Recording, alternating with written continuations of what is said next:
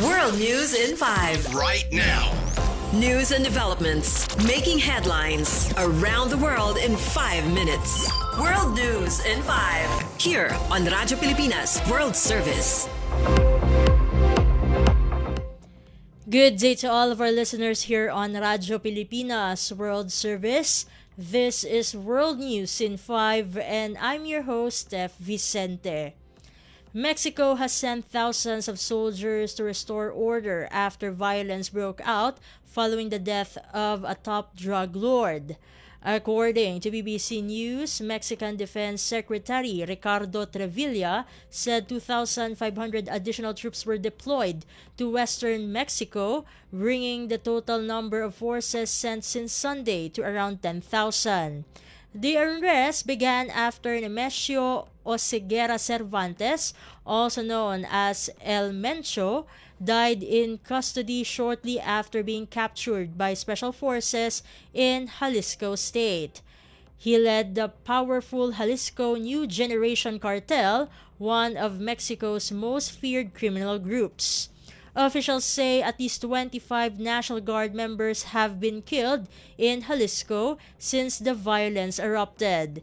Mexican Security Secretary Omar Garcia Harfuch reported that dozens more, including cartel members and local officials, have also died. Meanwhile, Mexican President Claudia Sheinbaum Pardo praised the military operation and assured the public that the government is working to maintain peace and security nationwide. In other news overseas, Ukrainian President Volodymyr Zelensky is urging United States President Donald Trump to stand firmly with Ukraine as the war with Russia enters its 5th year. In an interview with CNN from Kiev, President Zelensky said the United States is too powerful and too important to step away from the conflict. He called on Trump to increase pressure on Russian President Vladimir Putin, saying he does not believe enough is being done to stop him. President Zelensky admitted that Ukrainians are exhausted, but stressed that giving in to Russia's demands is not an option because it would mean losing their country. He also said peace talks between Ukraine, Russia, and the United States have not produced a breakthrough, mainly due to unresolved security guarantees. President Zelensky wants clear and specific commitments from allies on what they would do if Russia invades again, insisting those guarantees must be approved by the U.S. Congress before any final peace deal is signed.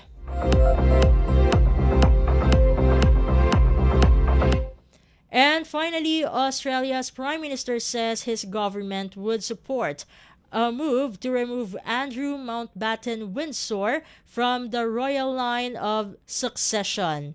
In a letter to UK Prime Minister Keir Starmer, the BBC reports Australian Prime Minister Anthony Albanese confirmed backing for any proposal to take Andrew out of the succession. Andrew, who is 8th in line to the throne, was previously stripped of his royal titles amid controversy over his ties to convicted sex offender Jeffrey Epstein and was recently arrested on suspicion of misconduct in public office. He was released under investigation after 11 hours and has strongly denied any wrongdoing. The UK government says it is considering possible legislation but declined further comment due to the ongoing police investigation. Any change would require an act of parliament and the approval of 14 Commonwealth nations where King Charles III is head of state, including Australia, Canada, Jamaica, and New Zealand. The last time Parliament removed someone from the line of succession was in 1936, following the abdication of Edward VIII. And that concludes today's edition of World News in 5 for Radyo Pilipinas World Service. This has been Steph Vicente. Good day and stay safe, everyone. World News in 5. Right now.